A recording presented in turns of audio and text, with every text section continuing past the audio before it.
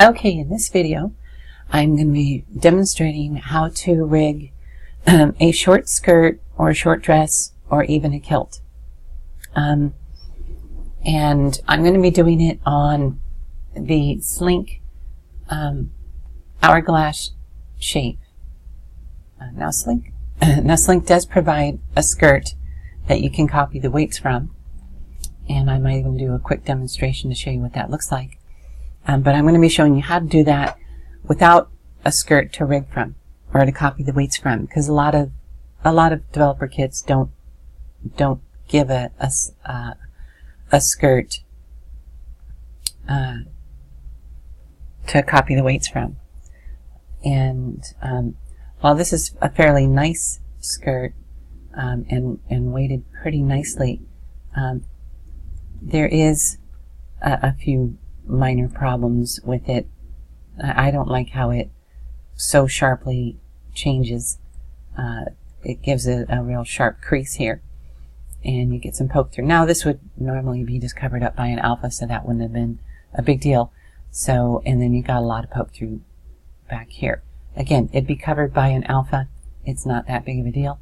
And this is a bit smoother, which is nice on the back than on the front. So it's a really nice start. It would be fine if you were just using an alpha. But if you want to see something that's a bit better and how to do it, that's what this video is for. And something that you can do if you're not provided a skirt to copy the weight from in the first place. So, okay, so let's turn that off. Okay, so the finished skirt, what it should look like in the end, a finished product is this one. That's just an arrow poking through the handle. Anyway, looked kind of funny there for a second. So anyway, so you have the skirt, right? Let's get this select. There we go. So you have the skirt. The first thing you really need to know is you need to make sure that you have an edge loop that's running down the exact middle. And I mean exact middle. You're going to want to snap it to the grid so that it's exactly between your feet, you know, or his feet if you're doing a male avatar. And you need to make sure that you have another couple of edge loops just on both sides of it that are pretty close together. Front doesn't have to be as close as the back. This is pretty much the bare minimum to make a decent looking dress with no poke through, or skirt or kilt with no poke through. Is a line right, dab right exactly in the middle. Follow this in the back. It has to have two more lines very close to it, and then other lines, edge loops about that far. And this is a fairly low poly skirt. It's only 390 vertices, or 360 faces. You know, it's a fairly low poly skirt. It's a fairly simple skirt. A little flip in the back there, and you don't really see. There's a little tiny poke through right there, and there should be. It doesn't really poke through on the other side. This could easily be fixed by simply just moving these vertices out ever so slightly.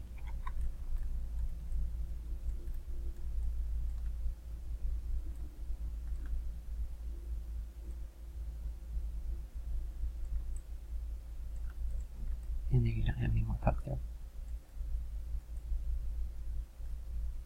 So,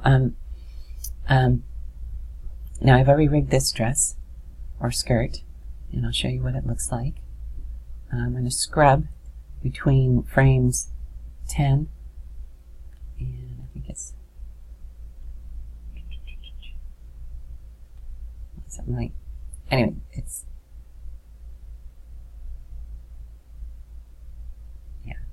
like frame 26 is the max, and you don't see any poke through.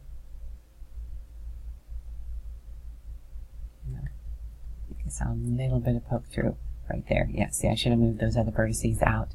And this is a quick little tip. If you do have a little tiny bit of poke through on something, you can simply select those vertices and then just drag that out ever so slightly. There we go. No more poke through. So if something is poking through, you can do it even after it's rigged. You can move some things. You see a little poke through. Barely some poke through right here as well. Now I could fix this with maybe a little bit of weighting. It's because this is lower poly. If this was a higher poly, it probably wouldn't poke through at all. But the higher poly something is, the more difficult it is to rig, because you got more vertices you have to worry about.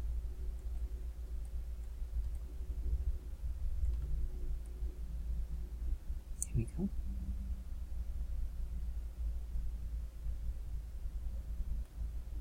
See, it's still poking through a little bit.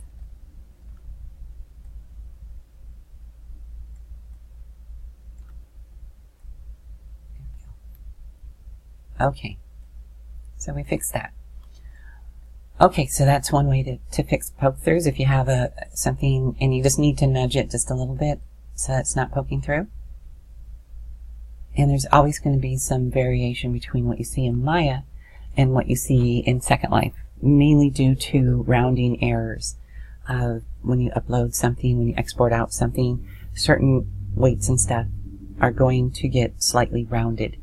The information is going to get the digital information is going to get slightly rounded. So you might still get some poke through in Second Life that you didn't see in Maya. So you're probably going to want to have an alpha for this anyway. So those little adjustments are not really super necessary.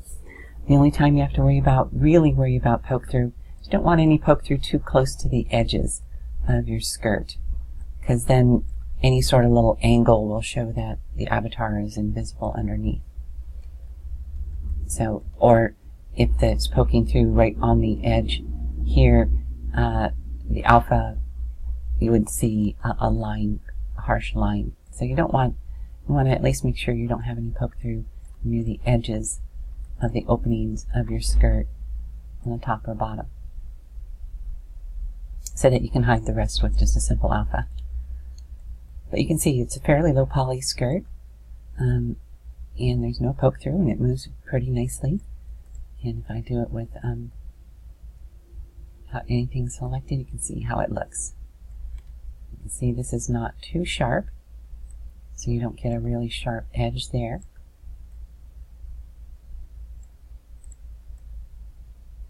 So overall, it looks pretty nicely.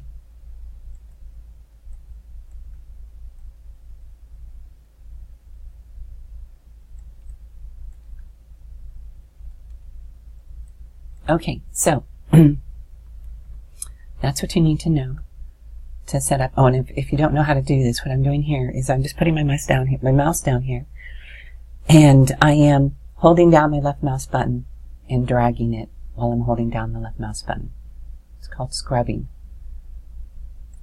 And if you need to expand or contract, you just click on the button there, and that shows you frame 54, frame 54, frame 1, and there's frame 1. Okay. 0 or 1 through 9, it's in the T-pose. If you want to play an animation, you can come here and go female walk, and either go here and then click play pause, or you can do the play pause button here. And so female walk is 37 through 63. The other walk was the male walk. Not that there's a huge difference. She kind of sways her hips a little bit more than the male walk.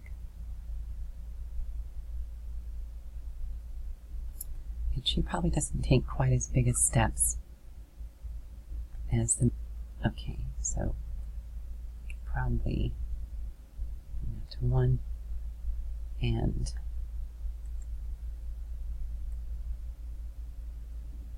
yeah, this is the male walk. Much bigger, longer stride steps, but that's good because that allows you to really see where's the poke through. Okay, so enough of the finished skirt. Let's look at the original skirt, basically, not rigged. And you can see I made it transparent. And if you go to the front view, of course it says right down here, that's because Second Life has Z is up instead of Y is up. In Maya, Y is default up, but in Second Life, Z is up, so that's why it says right instead of front. You can see how this line, right, this edge loop right here is not in the middle. You know, you can also see that her thighs rub together. Actually, I believe her thighs go in each other, and that can be a problem if you're really doing a very, very, very short skirt. But since this is a longer skirt, it's, even though this is fairly short, this would be like for a super mini, might be a slight problem if there's overlap, not getting poked through. But probably not, because it's being so close to the pelvis, this part of the leg isn't really going to come that far forward. So, so just beware that some mesh bodies, there's a lot of thigh rubbing going on on certain avatar bodies. Sorry, my voice is going because I did this for 4 hours yesterday, setting this up and practicing and trying to record it. And so this is like my 3rd attempt. So, okay, so, and as you can see in the back, there's no center one at all. You know, there's no center one at all.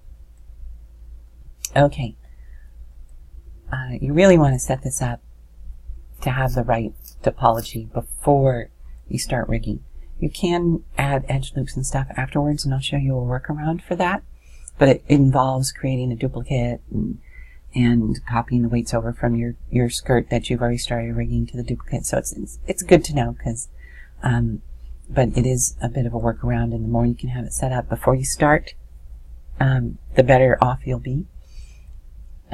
Believe me. Excuse me, I'm really losing my voice. So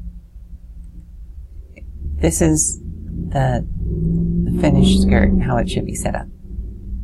Okay, so I'm going to detach the skin, go in MayaStar, tear this off. It's weird, in Maya you don't really tear it off. You don't really hold down your mouse button and drag it. You just click on this little dashed line up there. They may have changed it. This I'm using Maya 2014. They may have changed it in newer versions. Okay, so I'm going to first detach the skin. See, it should have gotten rid of the skin cluster. So it's probably because in here, detach skin, keep history was turned on. Okay. Detach. Okay. And now it got rid of the skin cluster. The skin cluster is the node that contains all your rigging information, your weighting information. And so, and I'm going to delete the history and get rid of those tweaks. It's always good to do a freeze transformation. And when you do a freeze transformation, you want to make sure that translate, rotate, and scale are turned on. You know, joint can be turned on or off. There are times when you want joint orientation turned on. This particular, what's the default? This is the default configuration. There are times when you want to have this turned on, but when you're dealing directly with the skeleton under certain circumstances. But the default is off, and that's fine. Okay. So, if you did want to, let me Control Z, get it back to the way it was. If you did, see now if we delete history, see it gets rid of it. Okay, so this is whatever, this is exactly like coming up here or coming here and going to animation, skin, no, not delete history, delete history will also get rid of any skin cluster, but detach skin, here it is. Now it's working properly. It's getting rid of the skin cluster. So this is exactly like coming up here and going detach skin. So whatever these options are set to is what this is going to do. Okay, but you can also, I just controlled Z to get the skin cluster back. It's back to being rigged. You can also, I'm so sorry, my voice is going, hold on.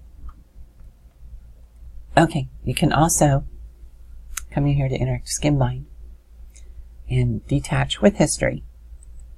And now it's not rigged. I mean, it's not attached to the skeleton, but it still has its weighting information, which means as soon as you rig it back to the skeleton, it will have the original, it will have your weighting information on there. You won't lose it. And that's a little script that I wrote. It still has the setting of delete history in the options, so that if you then go decide to do detach skin here, it will detach it'll get rid of the skin cluster. See, just like that. Okay, so now we're basically starting off from scratch. Okay, so the easiest and fastest way to do this is just to select all bones. Here's the outliner. There's all the bones that are selected.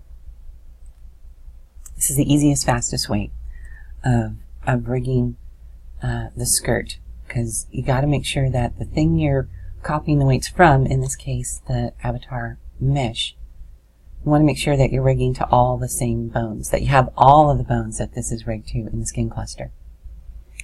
Now this is not rigged to all the bones in the skeleton. You just got to make sure that your skirt is rigged to all of the bones, so that when we copy the weights from here to here, this already has all the bones in the skin cluster. Even though it has extra bones in the skin cluster, that's okay. It's only going to copy the weights that this is rigged to onto the bones that this is rigged to. Any extra bones that this is rigged to will simply have no weighting on it. And there is 159 bones in the skin cluster. The other way you can pick all the bones is just M pelvis, bring your mouse over here, make sure it's not on any bone, over any bone or any mesh. It could be anywhere in here or here, and hold down the right mouse button and select hierarchy. Or you can just come in here and select all bones. Okay, and I can tell you this mesh is rigged to both the collision bones and the normal bones. It's rigged to both, or has at least some normal bones that it's rigged to. So that just makes sure you select all the bones.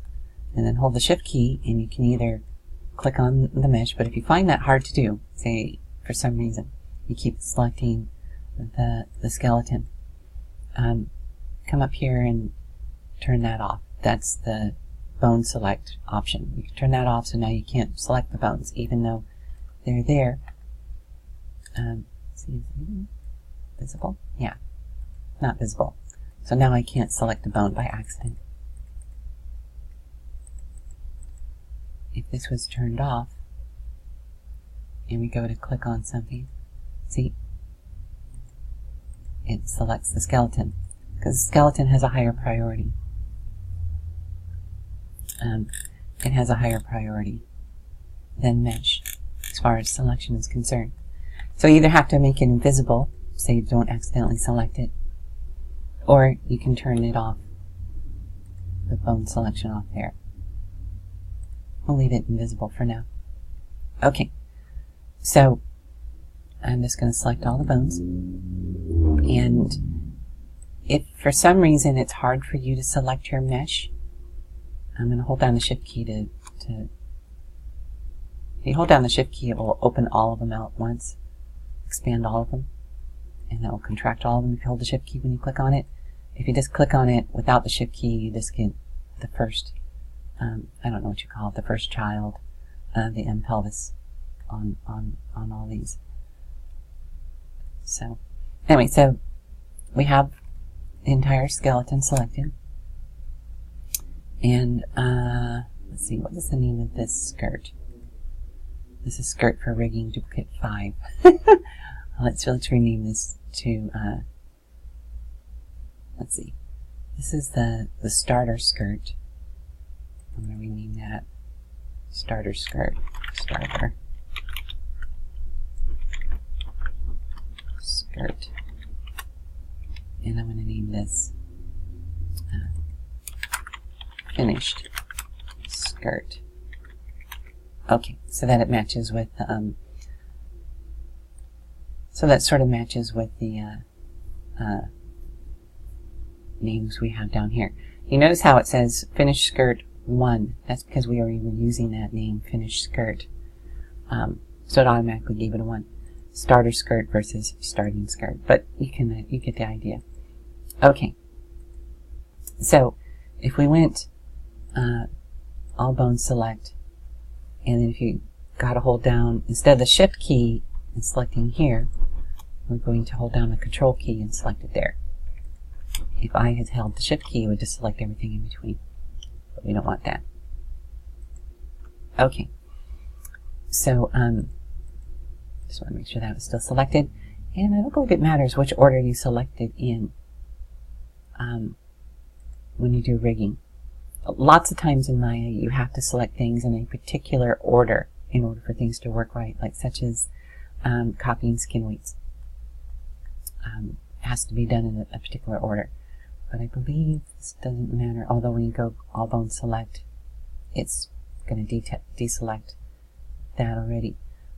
Let's see what happens if I do Control Shift there and then say select hierarchy. It still deselects the bone, the skirt.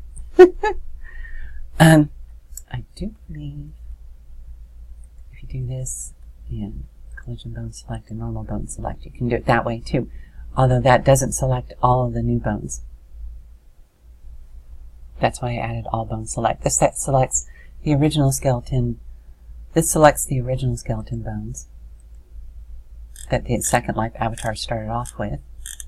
Well, actually, I shouldn't say that. It did have the collision bones too. It's just that this is what the avatar was originally rigged to. The collision bones originally weren't supposed to be rigged to. It was sort of a hack that Red Polly came upon when we were trying to figure out clothing. Second Life, Linda and I was trying to figure out clothing and how to get clothing to work better. And they had a mesh deformer that works a completely different way. While that was in development, they decided to go with collision bones. I wish they had gone with the mesh deformer instead. It's a lot easier, a lot faster, a lot less of a headache than trying to do fitted mesh. As far as clothing is concerned. And would have been a lot easier even for avatars and rigging to avatars and all that. But oh well, they went with collision, using the collision bones instead. So this was, if you click on both of these, this was the original skeleton that is selected there. All these extra bones are bones that were added with Project Bento. So I just added this to select all the bones all at once. Okay. So I'm going to hold the Shift key, and then I'm going to hold the Control key and select the skirt, and go Smooth Bind Skin. Make sure you're using these. Although these don't really matter, you do want to have this select to interactive. That's really super important. You do want to make sure that it's closest distance and classic linear. These don't really matter when we're going to be copying from something that's already rigged. But these are the ones I always use anyway for rigging. But there are different ways of doing it that you might find when you're rigging something. Say you're making your own custom avatar. might want to try these other options. Definitely want to make sure interactive set. Weight distribution, I just always use distance. Allow multiple bind poses, make sure that is turned off because MayaStar was designed with one bind pose. And if you use this, you can end up having problems. The maximum influence for second life is 4. What that means is that's the maximum number of bones a vertex in your mesh can be rigged to. And the maximum is 4. You can use less if you want, but you got to use the same max influence as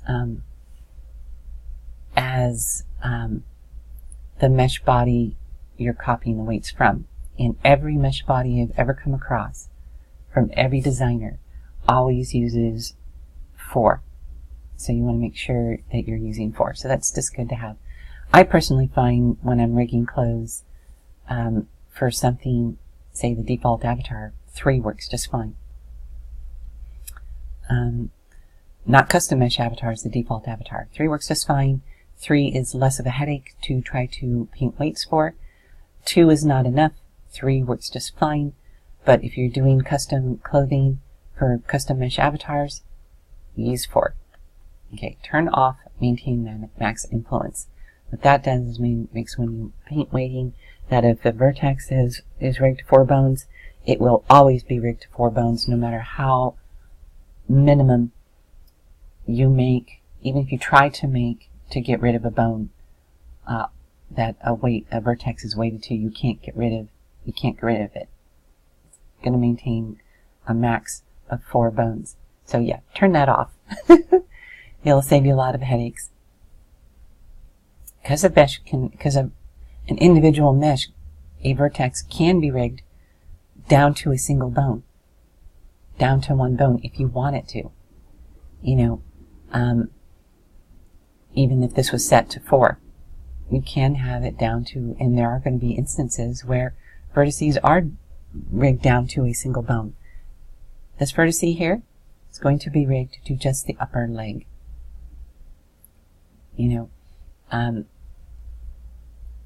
So, or it can be. It depends on what the avatar you're copying the weights from is. But it could be rigged down to just the upper leg for this particular vertex right here. So yeah, you want to turn maintain max influences. Drop off rate, I usually just use the default, which is 0.4, which is fine. Because again, we're going to be copying the weights anyway. So it doesn't really matter what this is set to. Remove unused influences, make sure that is turned off. Because if this mesh underneath is rigged to a particular thing, and if you turn this on and it loses that particular bone when you go to copy it, if the bone is not in the mesh that you want to have the weights from, it won't copy that information from the mesh body to your rig. So just make sure this is turned off. And then colorize skeleton is fine. So okay, so we're going to bind skin, and now we're going to scrub. You can see that the dress or the skirt moves pretty well. It has some poke through issues, but that it actually moves fairly nicely. Although there's definitely poke through issues, but we're not going to be using these because if you go into female appearance editor and oops, that was way too big. And say we change the body fat slider, you can see it doesn't change shape. So that's why we're not going to be using these weights at all. So it doesn't really matter what it looks like, even though it did a fairly nice job with just the default weights. We're going to be getting rid of those default weights. Okay, so on to copying the skin weights. Okay, so you want to make sure you're in the bind pose position, and you can go to bind pose. And I've never tried copying the weights in a position. We'll try that in just a minute. So anyway, so you got to do this in this order. well, first let's open and tear off this. Go Skinweights Tools in MayaStar, and there's Copy Skinweights. You can go to, it's the same thing as going Skin, Edit Smooth Skin, and opening the Copy Weights options. It's the same thing. It's a lot faster if you just have it open here. So, okay, so the order you have to do it in, you have to select your avatar mesh first, and then you have to shift select your mesh clothing. Or if it's difficult for you to select your mesh clothing for some reason, you can select your avatar mesh in the outliner and then hold the control key and select your mesh clothing. Then click Copy Weights, Skin Weights. I'm just using the default settings. Seems to work really well. And so I'm just click Copy, and we just copied the Skin Weights over. Okay. And if I go here to Scrub,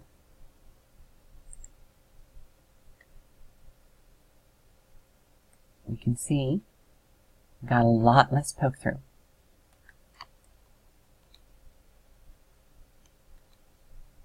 So we have a lot less poke through, and if we change the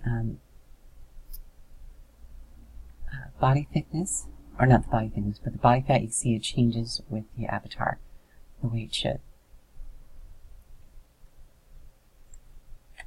So that means we only really have to mess with the weights of this edge loop, this edge loop, and this edge loop, this edge loop, and this edge loop, you know, just around here, this area. And the same sort of with the back. This may be a little bit, this edge loop, this one, and the middle one you'll probably want to leave right where it's at.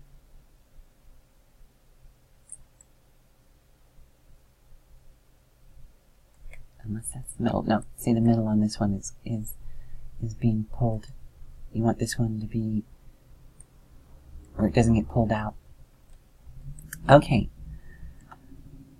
So there are different ways you can do it. I'm going to show you a nice little tool that makes it a lot easier than weight painting. Makes it a lot easier than weight painting. But let's quickly show you what if we had copied the weights from, say, the skirt for the hourglass shape. Now we don't have to unrig and re-rig. We just have to do the same thing we just did before. Copy Skin Weights, copy. Okay. And let's hide the skirt. And look at that. Really, really nice. Even better. And the back looks really nice too. So if you have somebody like Shadeen, I think it's Sadine. I always want to call her Shadeen. I've known her for years. But when you're IMing people, you don't pronounce their name. So whenever I see her name written, I always think Shadeen, but it's actually Sadine, if I remember right. And I've asked her a bunch of times when we've Skyped, is it Sadine or Shadeen? And I think she always says it's Sadine, but every time I read it, I hear in my head, Shadeen. So here we're actually done. If you set up your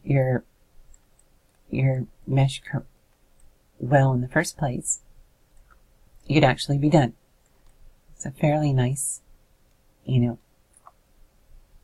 thing. So if you set up your mesh when you're creating your topology in the first place, we got a little bit of poke through here. That's not too bad. That would be easily covered by an alpha. You would be done. So you can see how, but I know I have to show you how to do it without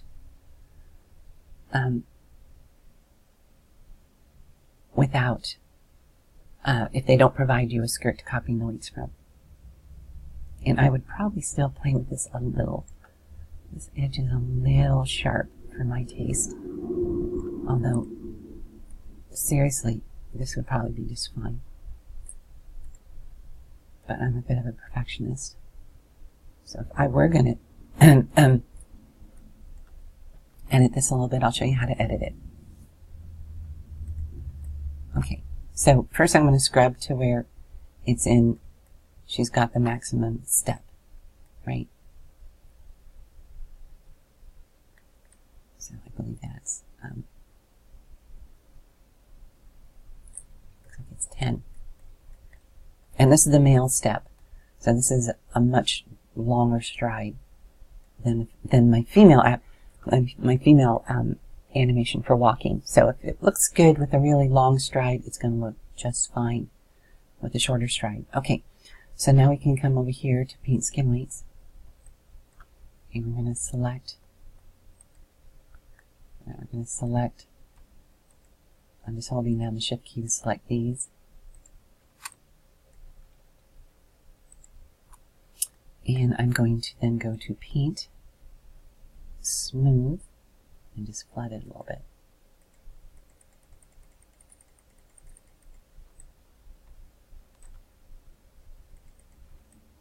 Okay. And now, while that worked really nice on that one, I'm not really quite thrilled with these. It really didn't do much. So I'm going to go to Add, and I'm going to, let's add a little bit of pelvis. So I'm going to select the pelvis. Don't really want to add the left upper leg. I'm going to do the pelvis because I know the pelvis one doesn't change scales when you move any of the sliders. The pelvis also pretty much stays exactly in the same position relative to the bone that's moving. So I'm going, and then I set this to a very low number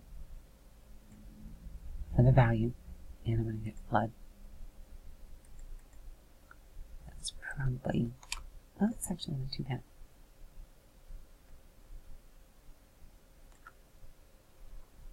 Okay.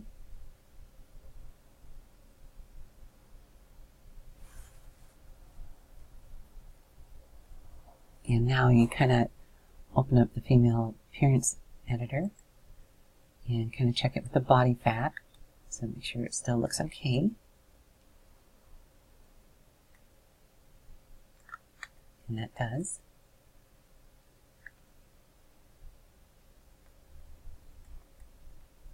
Okay. And you might want to check the butt. Make sure it's not changing there. Good. The leg muscles. Good. Everything appears. Oh, that's her finger, not poke through. So that looks good. Which default is the basic shape. Second line, default avatar, there's a difference. These are the default. These are the settings, the slider settings when you create a brand new shape in Second Life, which is different than the actual default bone positions that are defined in the avatar avatar skeleton XML file. So awesome. That was pretty easy. And then if I wanted to do this one, make sure I'm on the max. That was closer in there. There we go. Okay, there's the max.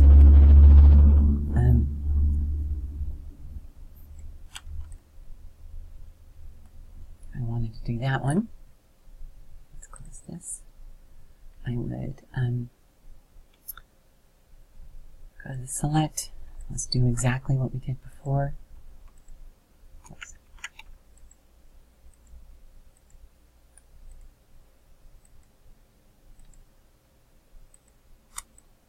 Right?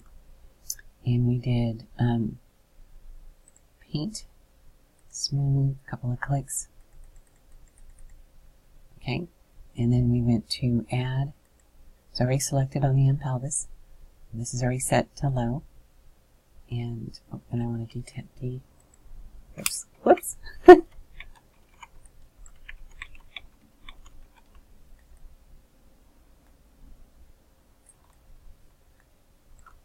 what the heck? Combine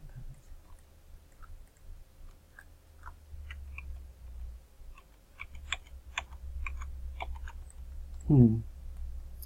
Very interesting. This is not popping back after Control Z. Great. Okay, so I'm open up this. This is a great tool that I am going to show you how to use. Or you'll need to find something similar if it doesn't have a version for your Maya. It's a free tool you can get off of highend3d.com. I'm just wondering what happened. Okay. This might be a time where we want to go to bind pose. Interactive skin bind. Detach with history. Okay, so it's not rigged, but we still have our waiting information. And all bones select. Select your skirt. Smooth bind skin. Bind skin. Let's see if it does it still. Yep, it's still doing that. I was hoping that would fix it, but it didn't. Okay. That was really weird. Okay, so it's acting like it tweaked it. So let's go to vertex. Select it. I just guessed where it was and I clicked there, even though I couldn't see it. That's just something you develop after a long period of time of working with Maya. Okay, so let's bring that there. I'm just eyeballing it.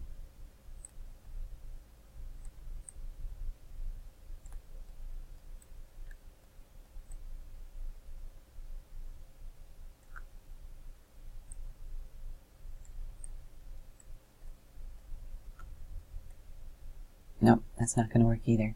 Okay, so what we have to do, start over. Wonderful. Okay, so you go back to bind pose. This time detach skin, which gets rid of the history. We gotta get rid of that tweak. So we delete history. Freeze transformation, and then delete history again. Just to be sure we're starting off with something nice and fresh. All bones select. Shift select my dress. Smooth bind skin. Bind skin. Select the mesh, shift select the skirt, copy skin weights. Oh, no, I don't want to do, anyway, this video is already 43 minutes long. You can get how you can adjust, if you have a skirt you can copy from. Great thing is, even if you have a mesh body that doesn't have a skirt, after you do this once, you can use your skirt that you've already rigged before. You can use it to copy the weights from. So once you do it for a mesh body and you get something that looks really nice, you can then use that skirt to copy the weights from, so you don't have to start from scratch every time. You can build up a library of skirts and stuff that you've rigged. So that's awesome. So let's see. Okay, so we're going to do this one from scratch. We're going to do it from copying from the avatar mesh as if it was a developer kit that didn't have a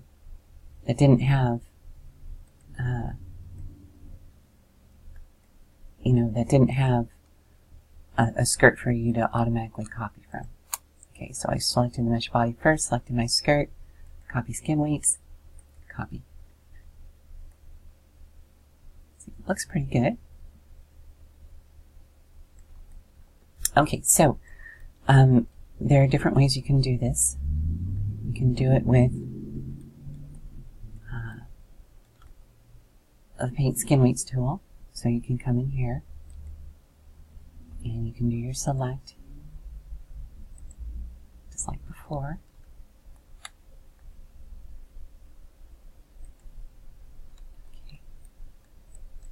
might want to,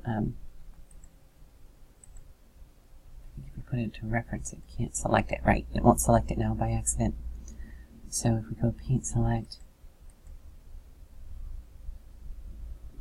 or select, paint select.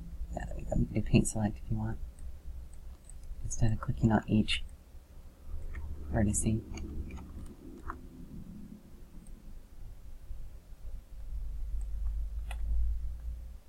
Hold down the B key and you can make this smaller. Okay.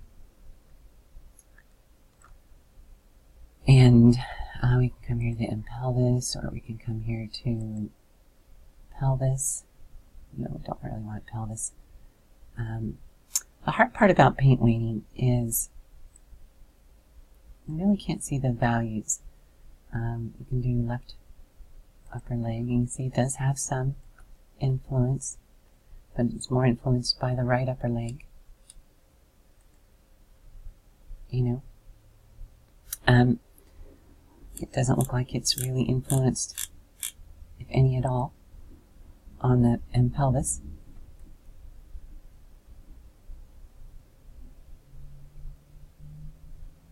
You know, the reason it's doing this cutoff thing is that the legs that we copied the weights from are not rigged like a skirt. This middle line right here in the middle should be pretty much 50-50. 50% influenced by the right upper leg and 50% by the left upper leg. You know, so that they're both pulling on it equally, so this stays pretty much in the middle between the legs. But because the thing we copied the weights from doesn't have any weighting like that, because they're two separate legs, you get this when we copy the weights from. It also has to do with the shape that we're copying from. The more the shape that your weights that you're copying it from are different than what you're copying it to, the more you're going to have some issues like this popping up. But this is primarily due to the weights not being anything like what your legs are, just not rigged and weighted the same as skirts, because they move differently. You know, if it's so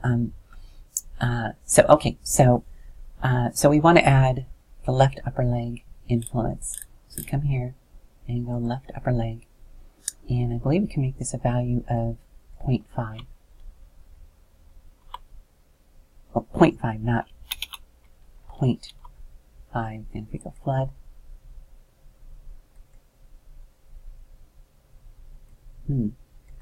thought that would, oh, because we're still in paint select.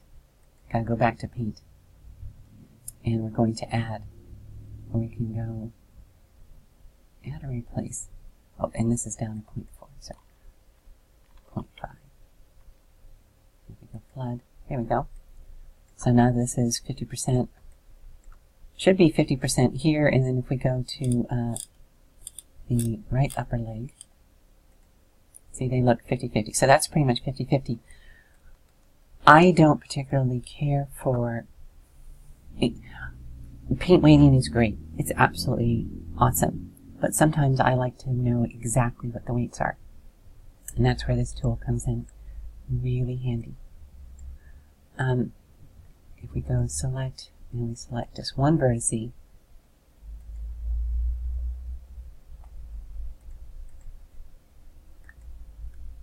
should tell us.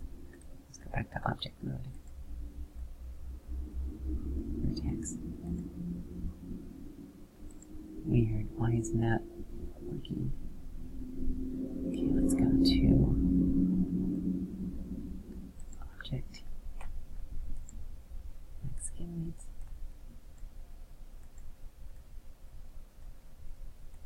Okay, there we go. So, we can see what it's rigged to, and you can see it's pretty much 50-50. It actually has some right hip, upper hip. It's right. M hip right is the same. That's the non-fitted mesh bone. It doesn't change shape. But let me turn this off. Sadine did rig part of her mesh to that leg. You can see it's a very, very small amount. Now that could be an error that creeped in when she was weight painting, or she might have done that on purpose because that allows her to have more control. It acts as a damper on the slider. So instead of the upper leg, this vertex being influenced 100% by the slider, by say the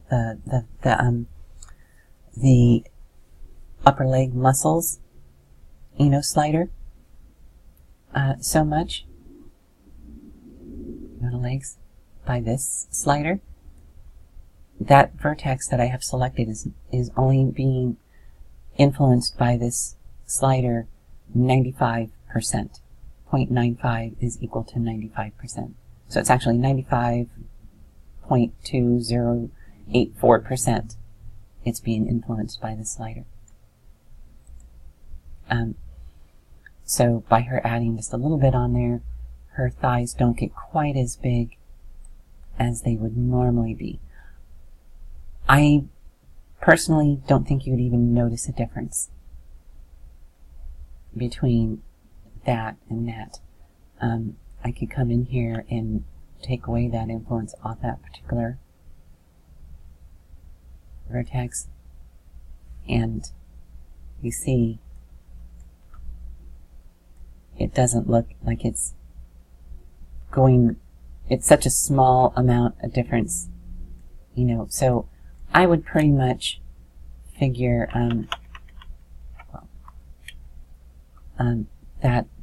that little tiny bit of influence was just a sort of an error that creeped in and out. Now, I know she made this body in Blender. It's very possible that somehow it got in there. It's very possible that it got in there when it was exported. I don't think so, but it is possible. So maybe in Blender it has 0. A 0, that it's 100% to the upper leg, but I kind of doubt it. Unless it's some sort of, because a rounding error wouldn't add a bone. So she may have had her reasons, or it may have just been some sort of error that creeped in that she wasn't aware of. But you can see it really doesn't make any difference. So you should keep that in mind.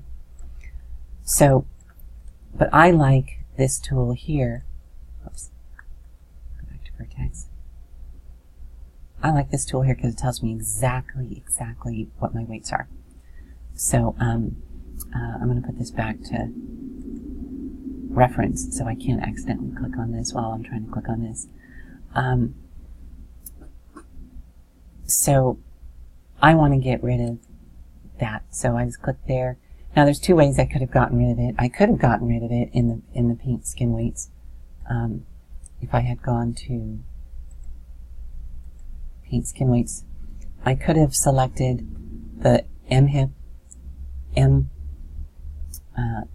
the M-hip right. So where is that? That's M-hip left, M-hip right. And you can even see that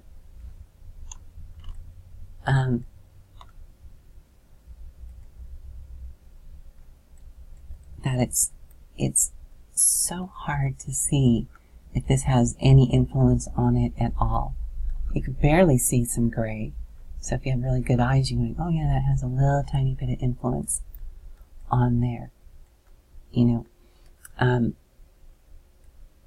Although most of you are probably using this. Okay, that's a lot easier to see that it does have a little bit of influence on it. So I'm just so used to painting with gray. But I guess that's one of the benefits of painting. I'm used to 8.0, which didn't have the fancy colors. It just had gray and, black and white, gray and white. Okay, so say we wanted to remove the influence of the M-hip on that, is you would go in here to replace, and you you would select we already have the M hip right selected, and then you would go value, you would make it 0. And that's how you would get rid of the influence on that. So if you're doing it with weight painting and you don't have this tool, or you can't find this particular tool or one that's very similar to it for free on highend3d.com, you can do it that way.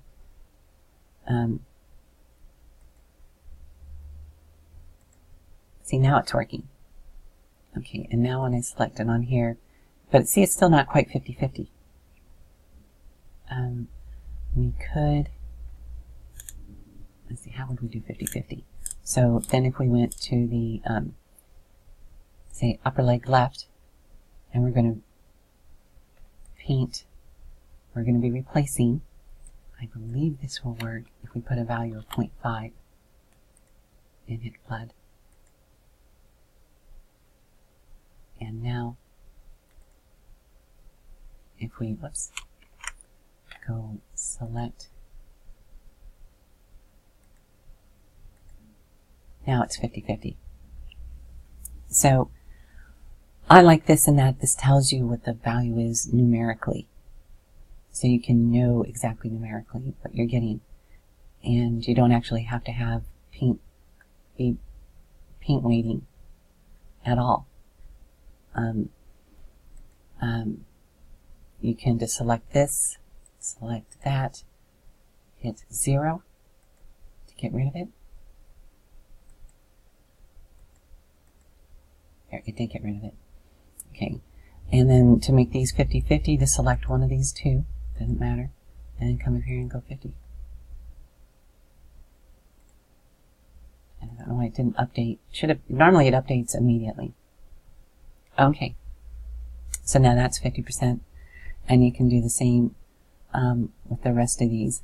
And you can even hold the shift key down and select more, and then since this M right hip is selected, I believe we can make it 0 on all of them, you know, and we can make all of them 50%, just like that, even though it's not updating for some reason. And this one, oh, this one has the pelvis a little bit. Okay. But you notice it's still not in the middle. Well, let's see how it looks when we go to the other side. Not bad. Not bad at all. So they're showing no poke through for that middle. And it's basically, well, there's a little tiny bit down here. Move this out of the way. Let's go to the default shape. Okay. Close. So as I'm dragging maximum step there, it's not showing any poke through.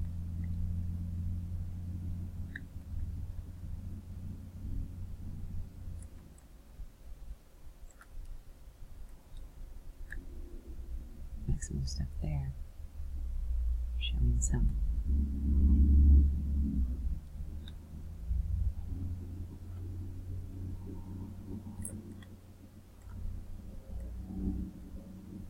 We may have gone into the female walk when we switched over.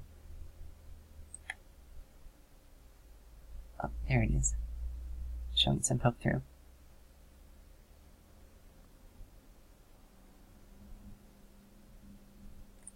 So we still have some adjustment that we need to do. Although this poke through, yeah, it's going to show because it's down on the end. So that means we still need to adjust the weights of these. So it's not showing poke through. Or at least it's not showing poke through at the very edge. The poke through up here is okay. It's this one that we have to really worry about. So we select that one. And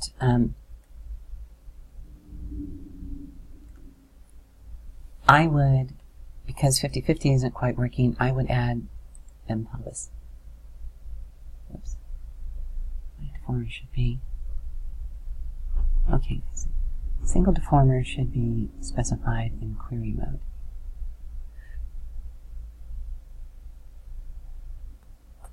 And normally it shows you, maybe because we're in not in paint mode, but we don't want to be in paint mode. So let's go back to here. Got it back selected. Okay.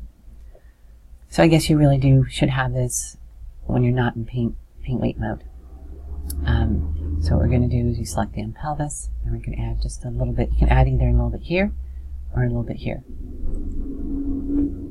And I'm just going to click it until it just barely doesn't show. So this could be why Sadine had a little bit of pelvis. No, she didn't have pelvis at all. Weighted right there. Although well, let's see. Anyway, and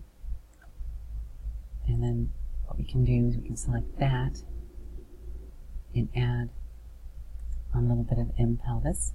It's already selected up here.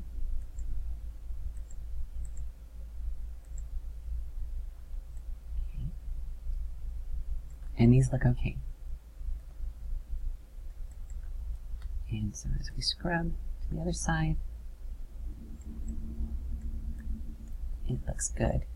There's no poke through between here and here. A little bit right there, but we're going to still adjust. We haven't adjusted, where's the center? Yeah, this is the center. We haven't adjusted these other edge loops yet.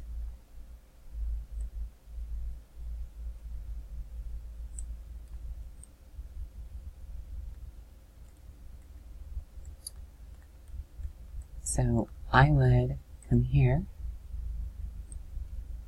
and I would add, since this shows sharp, I would add a little bit of left upper leg. Okay, then we can get rid of this. So let's get rid of that. Pelvis is okay to have a little bit of that in there, but let's get rid of the pelvis too. And then let's add, now you can either use your middle mouse button and scroll down this way, or you can come over here. There's not really a handle, but you can drag it down. And we're going to add a little bit right upper leg, just a little bit. So it's not quite so sharp. And then as we scroll, you can see that got rid of the poke through back here. Now this is a little sharp, so we can look at.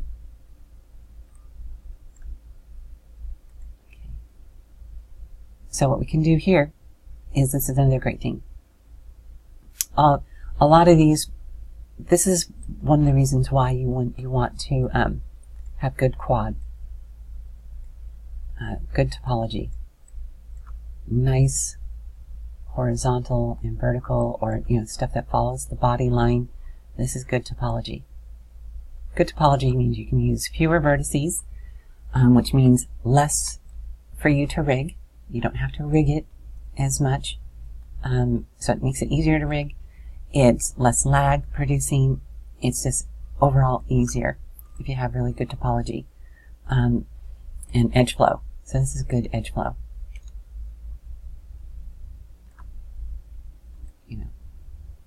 This has good edge flow.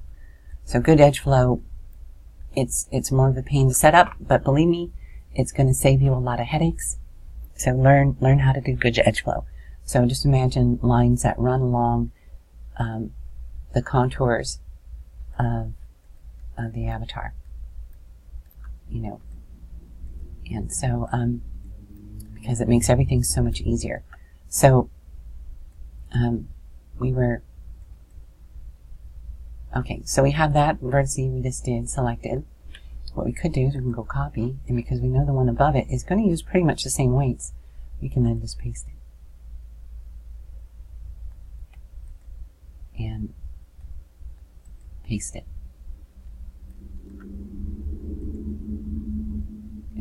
had pretty much the same weights. Okay. And you get a nice sort of curve coming down.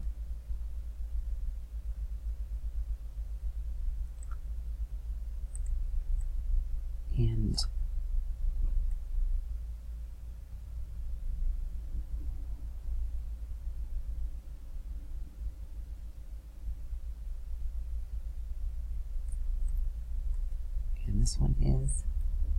this one actually isn't too bad.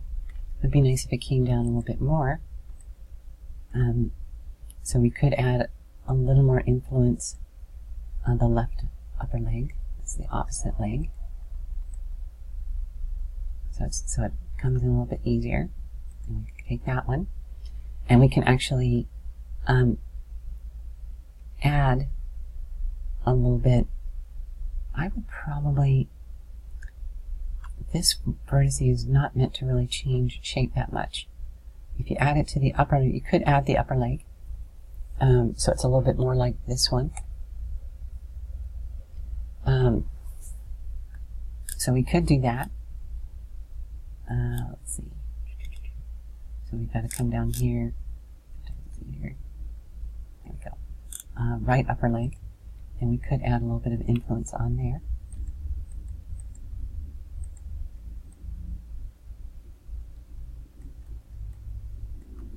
Come here. And remember, we could get rid of this one. Actually has a lot more influence. That 0.3 is significant. So that was probably done on purpose. 0.3 is a significant amount of influence on it. We could probably, but it doesn't change the shape. So of these two, the pelvis and M pelvis don't move. Relatively speaking, they don't rotate or anything relative to the hip. Since we don't really want it to change shape, since this has a lot of influence on it, I would probably pick the M pelvis and add a little bit more influence on it there. It's not quite so sharp.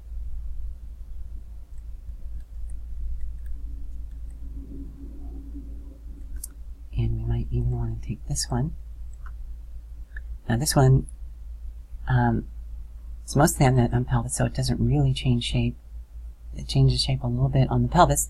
The pelvis in this case, and I know Sabine, and I've talked to her about it, she doesn't rig to the butt bone, the collision volume butt bone. She doesn't rig to it at all, and a lot of people don't. She rigs to the M pelvis, or to the pelvis bone, because the pelvis bone changes scale when you make the butt bigger or smaller. So if we come here to the legs and we do the butt size, you see it still changes shape. That's because the M pelvis bone, or the pelvis bone, not the M pelvis bone, the pelvis bone changes size, a scale. So now the butt bone itself does also change. It also does change scale, but it is also set to jiggle when you walk with the avatar physics. The pelvis bone does not. Sadine and many other mesh body designers have had such a headache with that butt bone, getting enough jiggle from it and still having the sliders. It's like the butt bone, I think the butt bone doesn't actually scale that much, if at all. It's like they decided to make the butt bone, if I'm remembering correctly. Well, we can find out real easy. What does the butt bone do? You can come here, select the butt bone, come here to female avatar. Oh, we already had it open. Let's go to legs, go to the butt. See, here it is over here. It does change scale, well, not at all, when it's getting bigger. Default is 30. Yep. Okay. The mesh default slider setting is 30. to have the bones in their default bone positions according to the avatar skeleton XML file. When you create a default shape in Second Life, that's what these are. These settings are. So when you were creating the default shape in Second Life, slider settings, somebody decided her butt was too big. So they made it 25. You see 25, it actually gets slightly larger. But then if you keep making it smaller, it's really weird. I don't know why the butt bone works that way. You know, so it does move. That's the weird thing about the butt bone as well. And so it's working against you, because the pelvis bone gets bigger, scales over here, you see when you're changing, and it gets smaller as it gets smaller than what the default is, which is 30. See?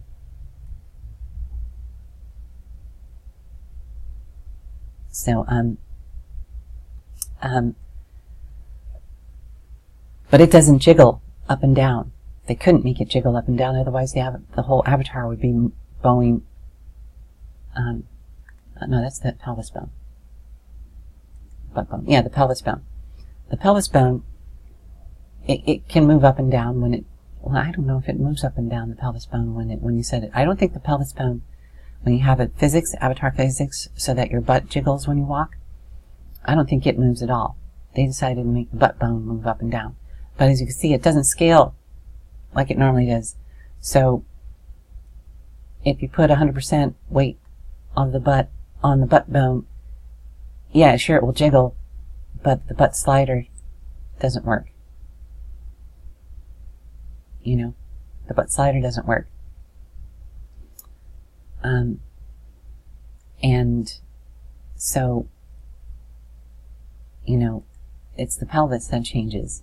And Shadeen she doesn't rig it all to the butt bone. And you see it changes shape very nicely, but it doesn't jiggle. And so to get a decent jiggle, you have to put a lot more weight on the butt bone, and it becomes a massive headache. And so I know Shadeen doesn't weight it all to the butt bone. Just so you know that. And as far as I know, most other body meshes don't either. Good way to tell is that turn your jiggle on. Turn your jiggle on for physics on your avatar and see if your avatar's butt jiggles when you jump up and down, or when you run or whatever, you know, see if it jiggles. If it does, it means it has some weight on the butt. If it doesn't, on the butt bone. If it doesn't, that means they're using the pelvis bone. Okay, so that's a long explanation for that. But that's the stuff you need to know when you're copying the weights and what it means. So I know I'm going into a lot of detail, and this is already an hour and 13-minute video. So, but this is stuff you need to keep in mind when you're weight painting. Weight painting really is an art form. And so, okay, so we got our left side looking pretty good. And when we do on the right side, you can see that you're getting no poke through. Everything looks pretty good. When you change the butt size and everything's still looking good. When you go to avatar body fat, everything's still looking pretty good. You know, go to legs and you can create, you know, now there's an issue. Now, who walks around with super big thighs? So there's sometimes when you just can't, situations when you just can't weight paint, you know, and I'll show you why. Let's put her in the default position. That's some massive rubbing of the thighs. In fact, if you come here to X-ray, you can see her thighs are actually going inside each other. They're overlapping. There is no way you can do any amount of weight painting on a skirt and have it not poke through because of this, because the thighs are actually going inside each other. Just no way around it. So let's turn X-ray off. You know, so, but there's very few, you know, and so you're always going to want to have an alpha. And you have the alpha come down to about there. If you get it any lower, it's going to totally look like it's cut off, you know. So you're always going to want to have an alpha. Just for the few people who have super huge muscular thighs, there might be somebody who's really into that, and there's nothing wrong with that. But there is a limit to everything. So nothing's ever going to be perfect. Okay, so, and we could do the same thing over here. I think we can do this. Okay, let's go to bind pose, and let's see if this will work. See if I finally got it figured out. Okay, so you actually only really have to rig one side. If both of your sides are perfectly symmetrical, which this may or may not be 100% perfectly symmetrical. It's the other good reason for creating perfectly symmetrical mesh, is you can come over here to the Skinweights tool. Let's close this stuff. And you can come here to mirror Skinweights options. Okay? And we're going to be mirroring from the negative Y to the positive Y axes, and you have to have this on XZ, if I have this right. So we're going to turn this off. So you select this on, it's positive Y, which is the left over to the right, but we actually did the other side. So I think if we turn that off, and we hit apply, hopefully, yes, it worked. We get the same thing on the other side. So you don't have to adjust both sides. You only have to adjust one side. That looks pretty good. I would probably still do a little bit of tweaking, but this actually would probably be just fine. You know, this is coming up a little bit. I'd probably do a little bit of tweaking. But this would be just fine.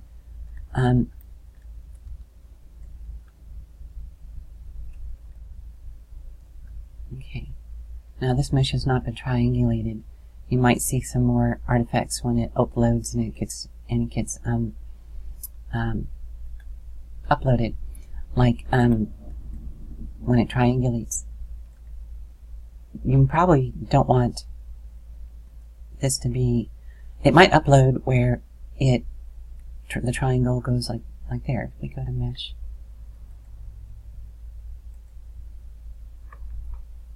Edit mesh. Where's it? Mesh. Triangulate.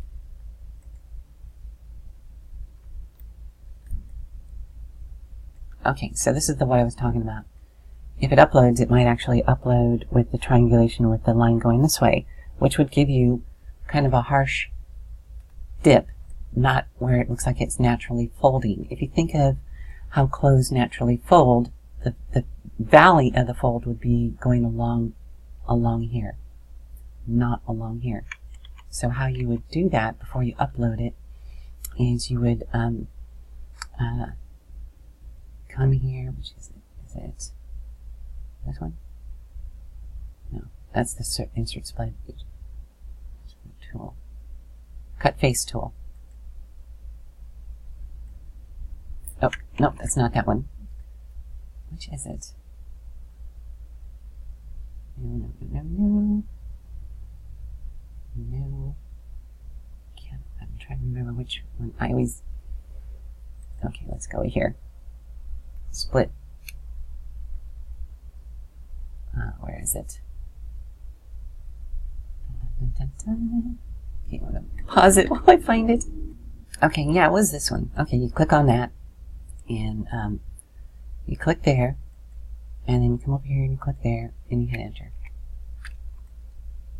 So now it's going to crease more along where you would think it would normally crease. So you can add these little creases, you know, and turn a quad into two triangles, so that when it does triangulate,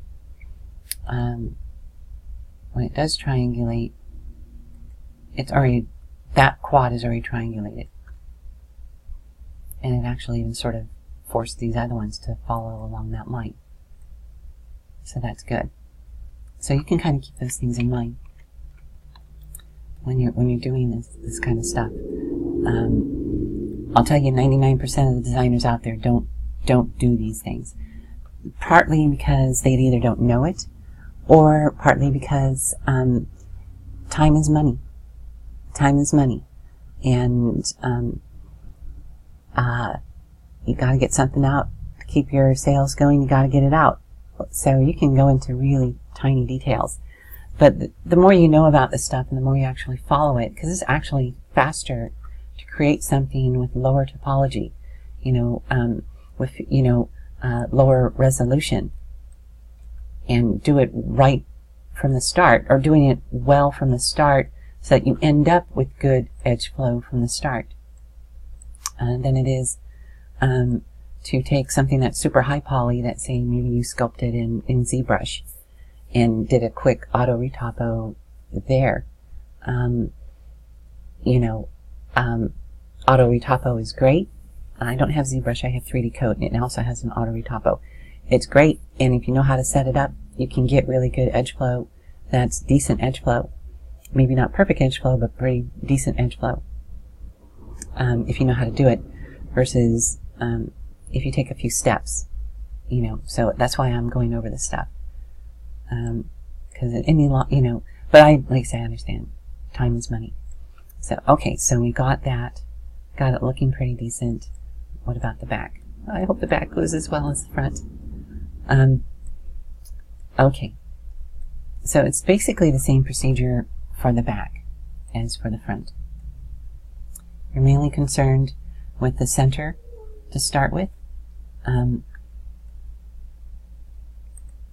I'm going to open up this nice tool that tells me exactly what I have. Like I said, go get this tool.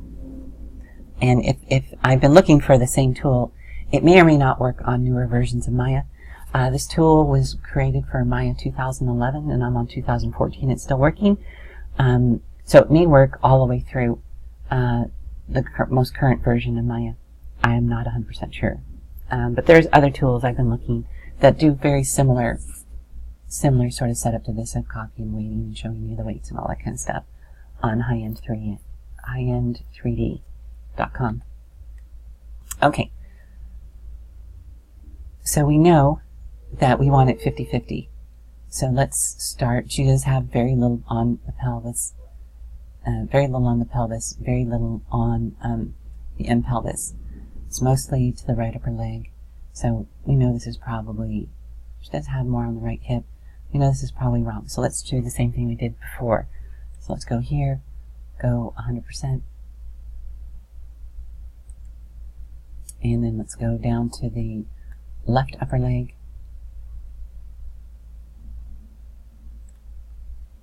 That's upper arm. Okay. Did I go too far now? Not far enough.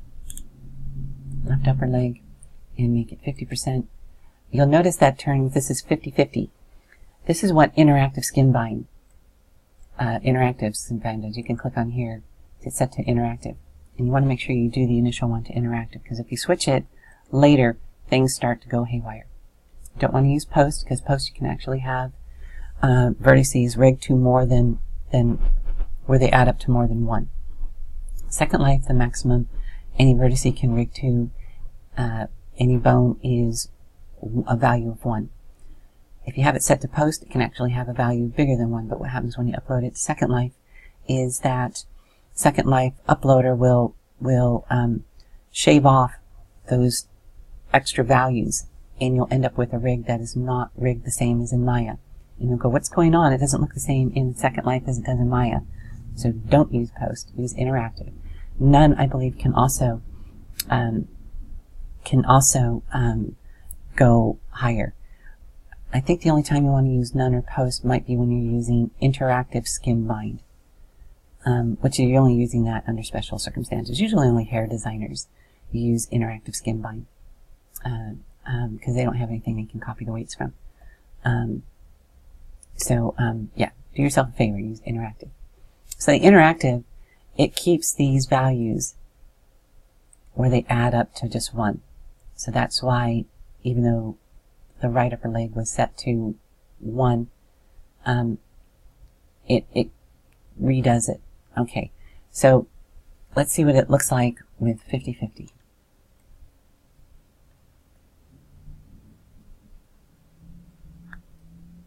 Get it to its maximum.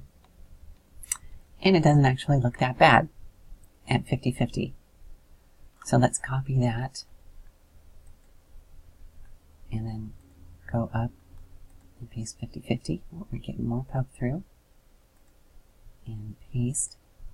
Okay, some of this is probably not that great, because see, this is where you can really judge. If it's poking through here, if we start to come here and you know, now this is far enough away from her butt that it's probably not going to be influenced by the pelvis. But let's get rid of the right hip and the pelvis. Okay, and then let's add a little bit of down,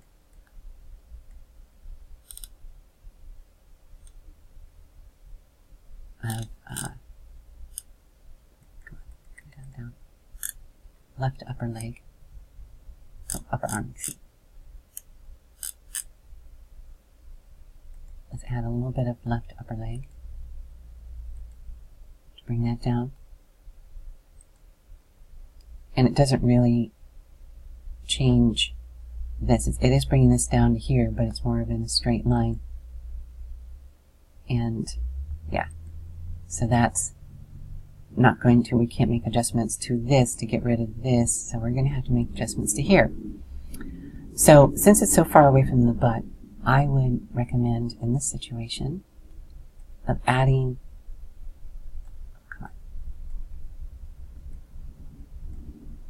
selecting the M pelvis and adding a little M pelvis. And now we did get rid of it. Now there's less. You'll notice that it got rid of some of it. Let's go a little bit more. That's much better. That's much better. So that was 0.1, which is significant. It's not close enough to the butt, because if your butt gets bigger, your hem isn't really going to change shape. It's sitting too far away from the butt. And you can kind of get a feel for it by changing the butt size. It does a little bit, and we can play with that a little bit more. So it does a little bit. Let's look at that one. Whoops. Let me do that to drag it over. Okay. So maybe we should, instead of the pelvis, let's try the butt. I mean the M pelvis, let's try the pelvis. So let's turn that one off. Select the pelvis, add just a little bit. Ooh, see, that's way too much. So yeah, that's way too much, you can see. So maybe we might have to add a little bit of M pelvis to it as well. And here it's coming back. Okay, there we go. Okay, that's looking better. But now what does it look like when we walk? Okay. Maximum stride. No poke through. So that's good. That's probably pretty good right there. So these values for this is probably pretty good, which means we can probably copy these values and paste it to the next one, and that looks pretty good. And let's go back here to and do the same thing. Paste it there.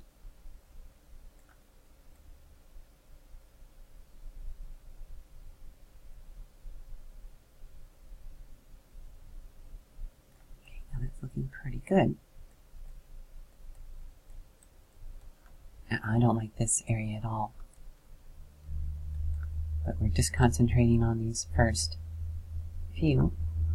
Okay, so this one was already pretty good. We added a little bit of pelvis. And I'm afraid to add more pelvis. We do have our butt as big as it's going to get.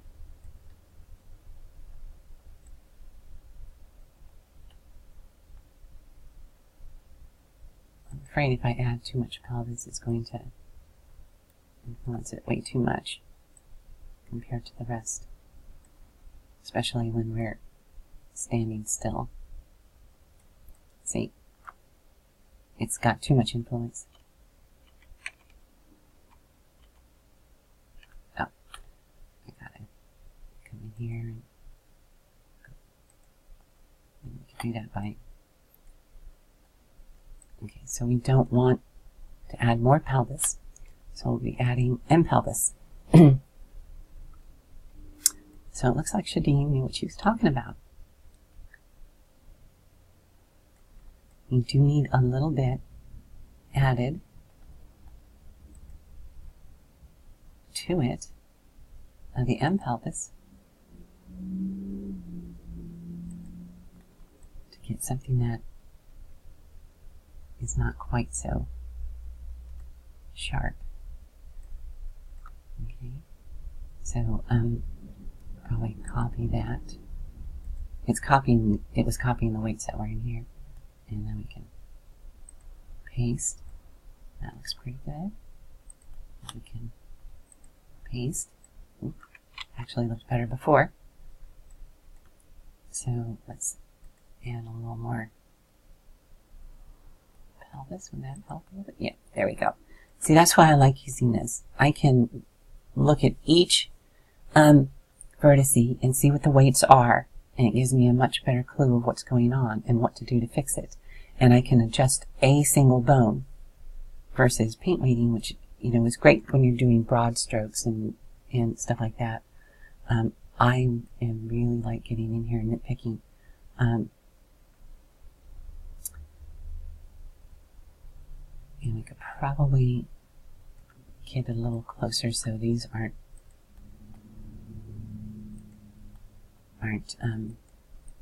so far off.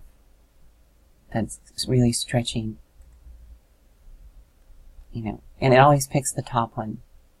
So this just happens to be the in pelvis, that's why I don't have to pick it. And pelvis, and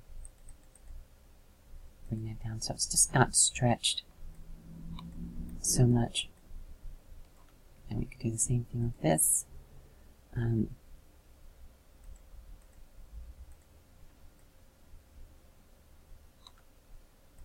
Same thing with this. You know. And then when we look at it in the opposite one, it looks pretty good. Because this is the center. This is the one that's closest to the center. I think. Let's see. Okay, is that the center? Yes. Okay. So that's the center. And remember, we only have to do one side.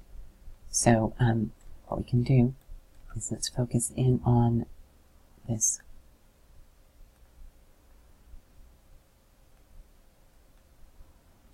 Where's the maximum? Oh, there it is. Okay. So now here's where weight painting can probably be pretty good, right? Since we're not so close to the edge, and we could probably come in here and go to the weight painter.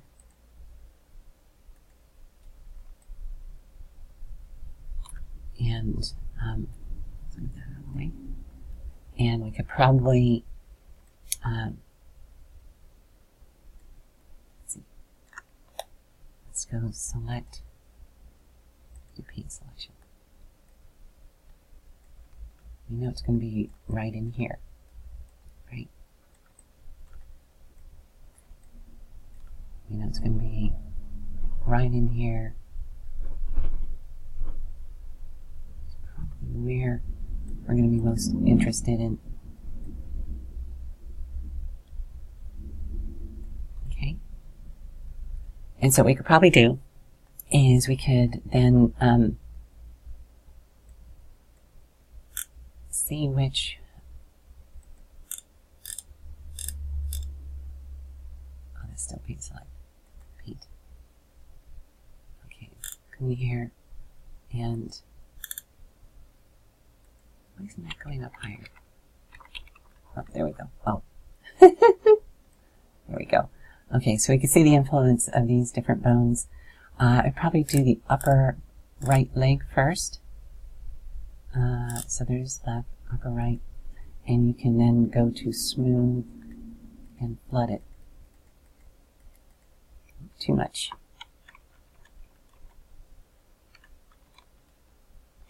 And we still have our butt size maximum. Like I said, this is good to know. Like I said, it's good to do it with the slider, moving the sliders around, because then you can really see what's going on.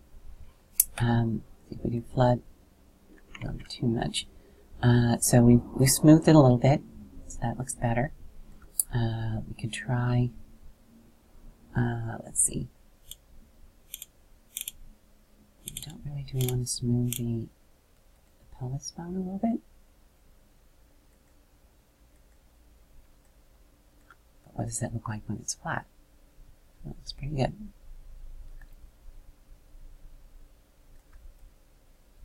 Okay, so that's a lot smoother, much more realistic. Now remember, her butt is set to maximum.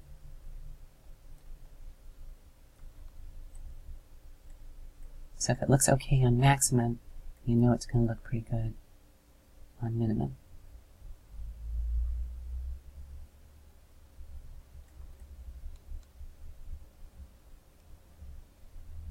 Okay, so overall, I think that looks pretty good. There's this one now. There's this kind of little problem area right here.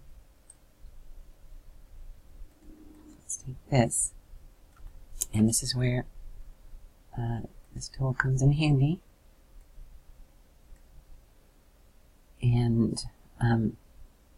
And pelvis is pretty high. Can we increase it a little more?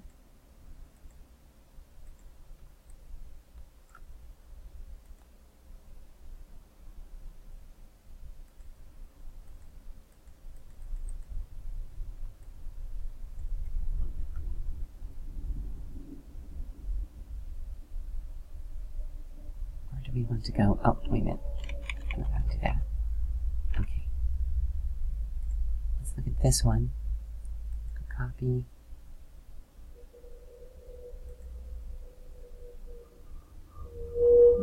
Copy, blend. Okay. I think that's how that works. You do copy twice and then you click blend and it blends the two weights together. Because if we just did copy alone and pasted, that actually turned out to be better. So we just copied and pasted these weights to here. Okay, and is that going to mess anything up?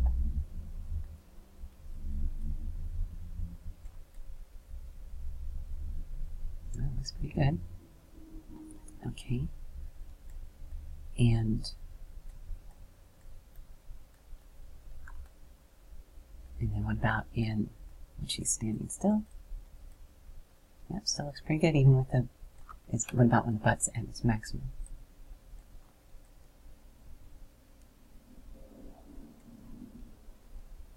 Okay, there's the problem. Let's select that one and increase the pelvis a little bit. Now theoretically, there's not a lock on here. See, if we went to paint Skinweights, we could say we don't want the left and right leg to be messed with, the weights. So what we're going to do is we're going to lock it. Okay, so that now when we come here to mess with that vertice, it should work. Now when we're going to increase the pelvis influence, it shouldn't mess with these values here. And it didn't. Perfect. Because we want these two values to remain identical. And since the pelvis and the M-pelvis basically don't move, we can swap the influence of one for the other. And that looks pretty good. While at the same time,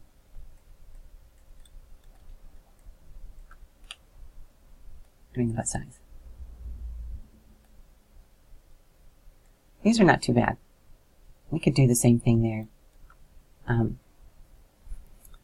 We could click on that and increase the pelvis influence a little bit, so it's not quite so going in, because we block the weights on these, so they're not being touched. And we could probably do a little more. And into the pelvis. There, that looks a lot better. And it really is an art form. Okay, and then this looks. Maybe we can. Oh, get out of the way. There we go. That looks a lot better. There we go. That looks a lot better. Still a little bit. Oh, that's not too bad. You would expect the clothes to do a bit of creasing. Gotta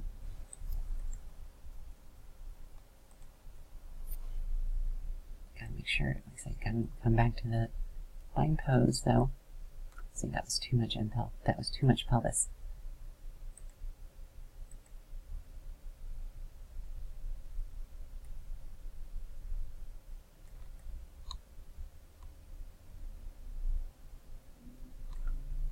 There's always you always have to have a compromise between this is the resting position or the bind pose position. See, there's always a compromise between how some, there's always limits, but you would expect clothes to fold in on itself a little bit at full stride. Believe me, nobody's gonna notice that. So that doesn't look too bad. I might increase that pelvis. Just no, not that way. Anyway, I'm not going to mess with it. That's good enough. You get the gist. So now what we can do is we can go back to the bind pose, and we go back to object mode, right? And remember, her butt is as big as it's going to get. So I'm going to put it back to its normal size. Quick way to go back to the normal size is to click on Go By Pose. Okay, so now what we're going to do is we're going copy the weights again. We've already had it set up. It's going from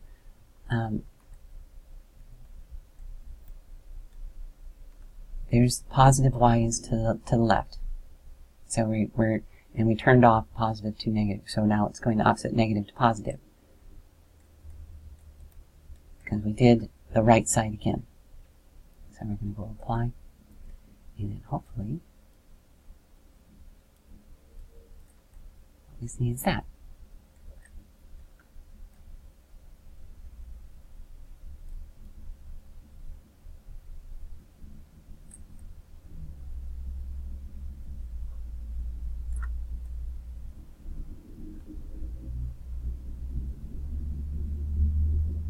I might have to study Shadine's weights a little bit more. Because even though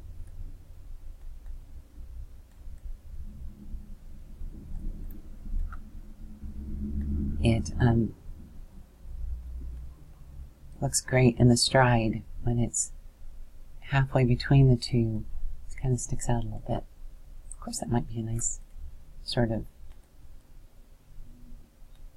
you know, like I said, it's an art form, and I could probably play with this for another 2 hours, trying to, you know, but you got the basics. You need to get it so that it doesn't poke through, and so that it doesn't poke through, I might need to, you know. Okay, so anyway, once you get done. Now I know Celine, she spent months, at least a month, weighting her avatar. And I'm sure she spent a lot of time weighting her skirt. So she knows, so it may be that she figured out a way to weight it better than I have in the last hour and 45 minutes. Seriously, she spent weeks and weeks weighting her avatar. And so I'm sure she spent hours weighting her dress to try to find the right compromises and weights that would work the best. So, let's see, I'm going to get Dora here. I'm going to export out a video skirt demo 2. So I just happen to have these weights saved. And I want to, oh, okay, so this is something you need to know. This is something I need to go over, is if you need to change topology, right? If you need to change topology, say you need to insert an edge loop, right, after you've already started rigging. Something you need to know, yes, you do export out the weights, just as I showed, so that you have a backup of the weights. Do not use the export weights here, export and import here. These are the Maya's default export import weights. They suck. They use a bitmap to export out the information, and every time you import it, it never imports the same as it exports out, even if you use a really high resolution bitmap. If you're using Dora Skinweights, it exports out each vertice by number. Believe it or not, each vertice has its own identifying number, and it exports out the weights for it. Right, it uses a text file. It types down the bone mean, and it types down the exact weight that has on it, just like you saw the exact numbers over here. So don't use these two. I just put it in there because it's more convenient. Some people do like using these. I personally hate using these. I always use a Dora, and it's free. Okay, so I've got it exported out. So say you wanted to add an edge loop, right? So you come here to the Insert Edge Loop tool. Say you wanted to add one right there. Okay, it looks rigged and everything, right? And it is, and if you and I think if you export it out, it would be just fine. But what happens is this tool here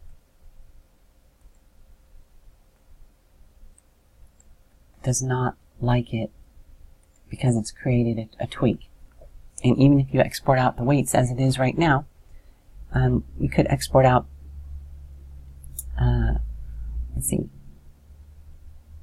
let's re-export.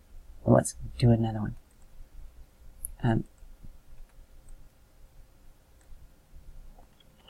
3. Whoops. Oh, it's because I had only one vertex selected. No, we want to have the object selected.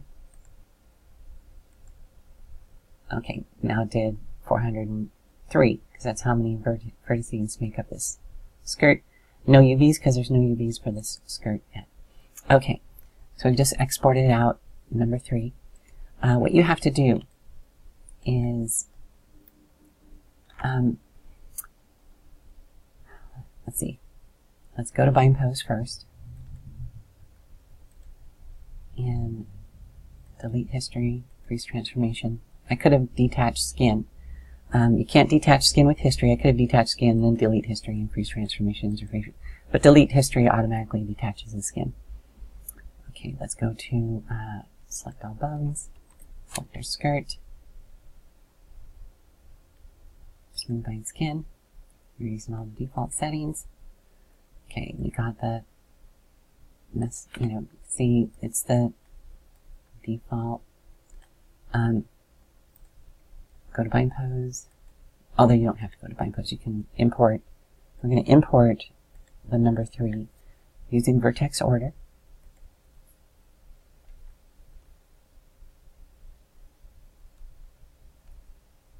And import it. Always takes longer to import. See, now this is a problem. This is what happens. So I'm going to show you how to fix that. So we're going to okay, so before we detach, oh, sorry, I gotta go back farther than that.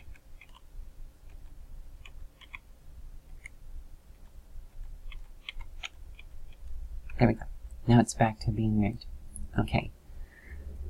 So even though we exported out the weights and we deleted the history and all that kind of stuff, somehow it still knows that that's messed up.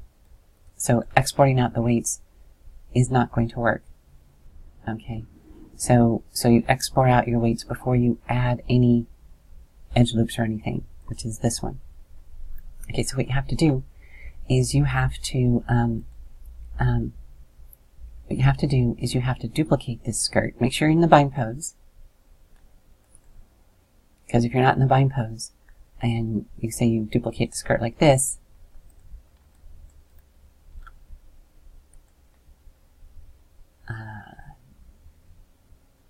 edit, duplicate. It keeps this shape, and you don't want that shape. So you go to bind pose first. Make sure you go to bind pose, and you duplicate it, which is Control D, or I'll do it in here. Control D, and now this skirt is not rigged. Even though it looks like it's rigged over here because it's grayed out, there's no skin cluster. If you want to get rid of the gray out, select X on the name, hold the Shift key, Z, hold down your right mouse button, and unlock selection. You don't actually have to do that, but it's good because I always delete history and freeze transformation just to be on the safe side. And we'll call this duplicate skirt. Okay, so now we've duplicated the skirt, and I would, while it's selected, you can select here and it will create a new layer and it will put the duplicate skirt on the new layer automatically. Or I could have created, because I had the duplicate skirt already selected when I created the layer using this little button over here. So you create new layer and assign selected objects. This just creates a blank empty layer, and then you'd have to select your item and then hold down the right mouse key and add selected objects. Okay, so now we have these on 2 separate layers, so it's a lot easier to hide and show. And you can have the original skirt still hidden, or hidden when we copy the skin weights. Doesn't matter. Okay, and we're not going to use the import skin weights. We're going to copy the skin weights because we have weights on that. Even though we inserted the edge loop, it still had weights on it. We just couldn't see it over here. And I don't know if you'll have a problem paint weighting it if you're going to use just paint weights. So we have our new layer. We'll double click and name this duplicate. And you got to do an underscore. Everywhere else you can just go space and type in skirt and hit enter and OK. You'll get an error. I mean, anywhere else you could just do that, but for some reason they never fixed it here. So we got to put an underscore. And it will probably say it's still an error because remember we named it duplicate skirt. So we'll name this underscore 1. Okay. So that we know what it is. So our original skirt is already rigged and has weights on that. You know. So we're going to hide that. Here's the duplicate. It's not rigged at all. Okay, so what we can do is we can go to the bind pose, make sure you're in bind pose, and then go to all bone select, shift select the skirt. This is why I did it on a different layer, so that we don't accidentally select our original skirt. And smooth bind skin, okay. And now what we can do is in the outliner, it's much easier to select things in the outliner. Because these two skirts are identical. They're in selecting one over the other, because you got to do it in the right order, is very difficult. So you select the mesh body, which happens to be that one. You hold the control key, select your duplicate. No, I'm sorry. You want the finished skirt. You want the finished skirt selected. And then you hold down the control key, select the other one. Even though it's not visible, it will still copy the weights over. And then you come here to copy weights, and you copy. Now, when we come in here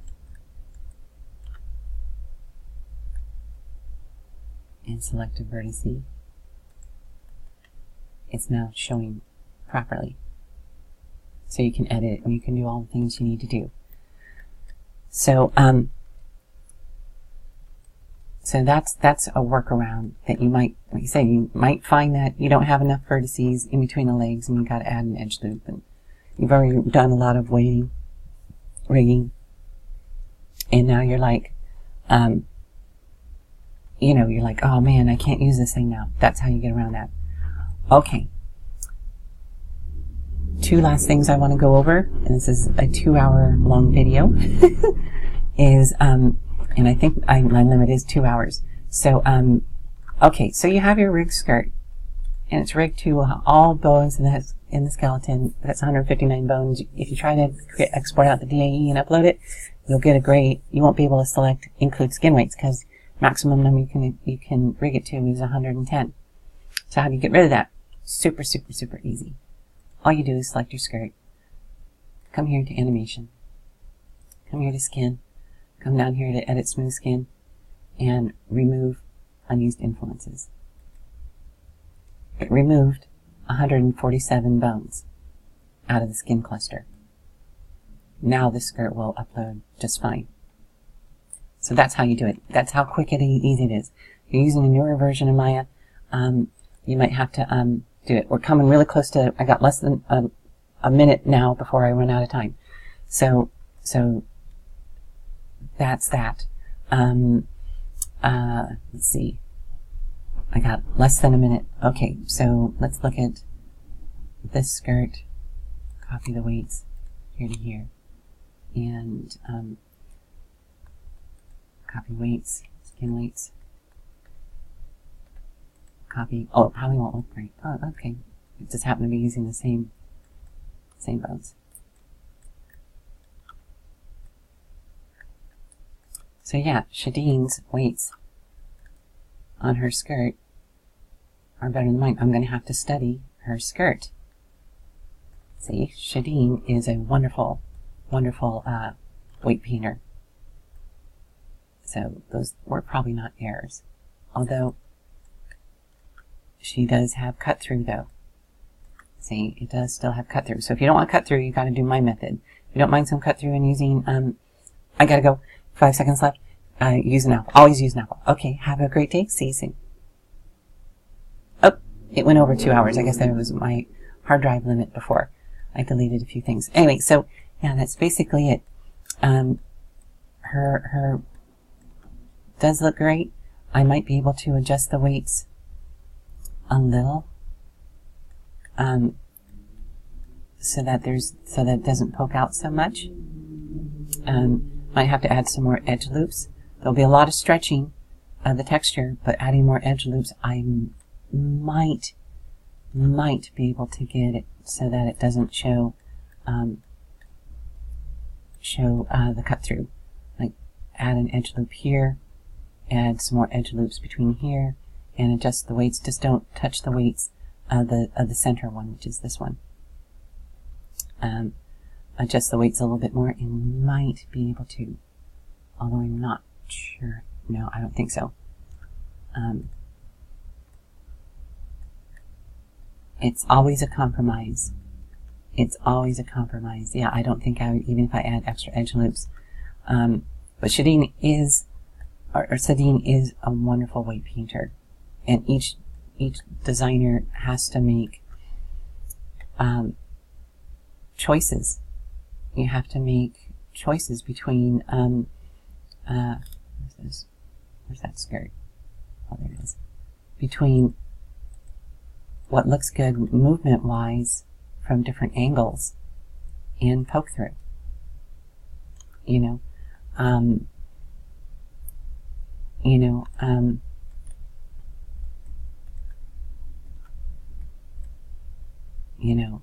it's just that. So it is an art form. You always have to have compromise, and one last thing I want to try is, where's Dora? I want to try and import these weights and see if and I'm using vertex order, XYB positions. These take a little bit longer, but if you have meshes that are radically the same, it's the same exact mesh, just different shape. You can use, if they have the same UV pattern, then you can use UV position to copy weights from one to another. Okay, so here's my weights, but see, even though we exported it out, it messes up here.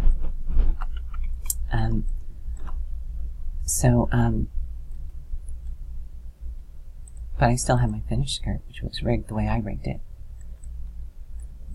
It has no poke through, but has this kind of weird thing right there during part of the walking cycle. That's the compromise. In different shaped skirts will have different compromises. Let's go female walk and play. So that's part of the compromise. If you like this particular skirt shape, I would probably, if I was going to sell this skirt, I would probably add, and see, there's even some where it goes past each other, is I would probably add more vertices here and here, and so it could be a smoother transition between the two, and the same thing on the other side. But the skirts are difficult. It all depends on how much you want to hide with an alpha. And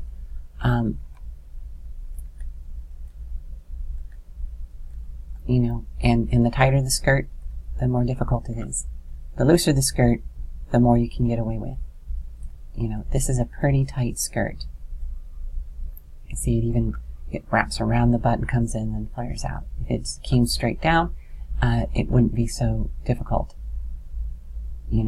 Or if it flared out from the butt instead of curving in. The tighter something is, the more difficult it is to rig. And so anyway, so this has been a 2-hour video. So I am going to be doing classes starting private lessons and group lessons for a fee, but I try to do these videos for free, just to give people ideas. But people are always, you're going to try this. This can't cover every single possibility what you're going to run into. And I do have a lot more tips and tricks of how to rig. And so, you know, so definitely, even if I'm doing a skirt rigging class, you might want to come. Even if you've watched this 2-hour-long video, if you're still having problems, definitely, you know, and I'll probably, the videos, I mean, the classes are going to be about an hour long, but most likely I'll go long. I'll go more than an hour, but I won't charge you for the extra time. So it'll be a flat rate for the first hour. And then, after that, you know, if you have questions and you need a little bit of help here and there, they'll probably go longer than an hour. So plan for an hour and a half, 2 hours, for a class if you want to get the full benefit out of it. Because yeah, if a lot of people are asking questions and need a little bit of help and want me to answer questions, you know, I'm going to want to try to get to everybody's question before ending the class. So I'm pretty generous in that respect. So even if it seems somewhat expensive for an hour-long class, just know I'm probably going to go well over an hour, hour and a half, maybe 2 hours. So, yeah. And so, and private lessons are going to be more expensive than a group lesson, you know.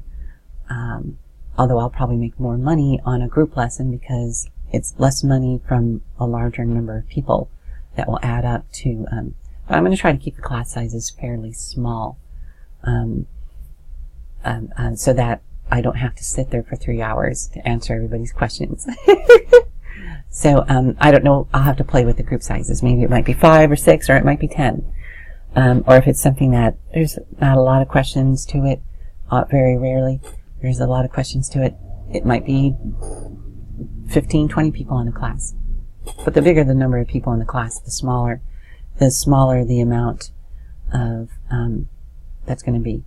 And, or I might try, I'm going to be, so if you see this video and it turns out, well, yeah, she's not doing what she said, it's because I haven't tried giving the classes yet. So if you're hearing this video and you're going, gee, she's doing classes of 30 people, and she said she was only going to do maybe 20, it's because I found that not a lot of people are asking questions, and I can get more people in the class and charge a smaller per person. Or I might try a tip jar class where it's like, as long as enough people are coming to the class and giving me enough tips to make it worth my while, I might do it that way. So I might play around with it.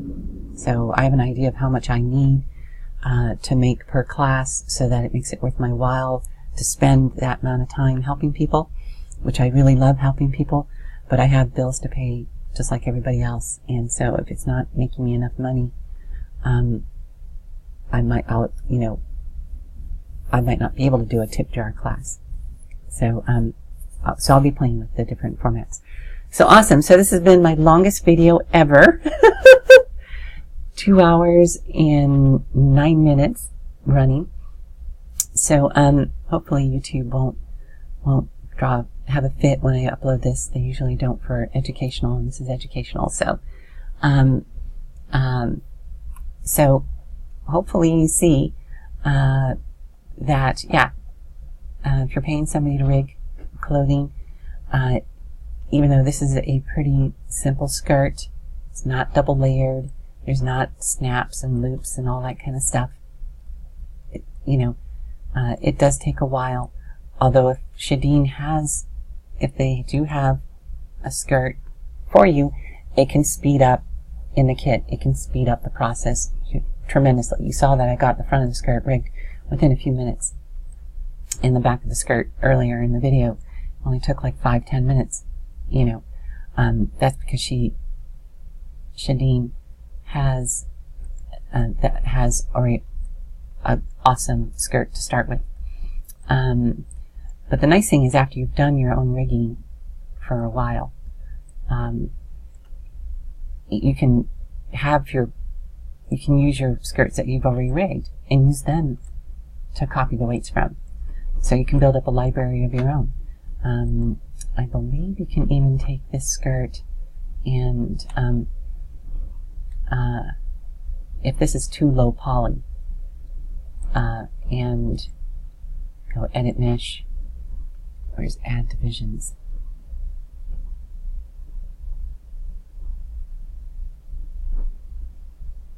I'm probably staring at it right in the face. Smooth average vertices.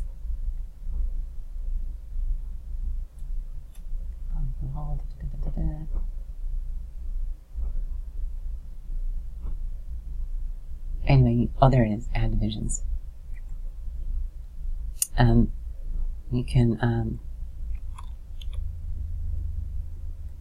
add divisions to it so that it transfers the weights more smoothly to something that's higher poly.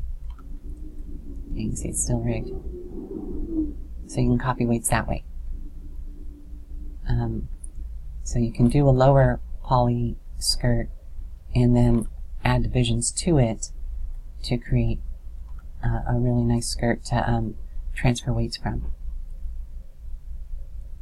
So anyway, so that's just a sample of some of the tips and tricks that you can do, that you can learn in my rigging classes. So, alrighty, we'll have those of you who have stuck with me through the whole video, which is probably minor.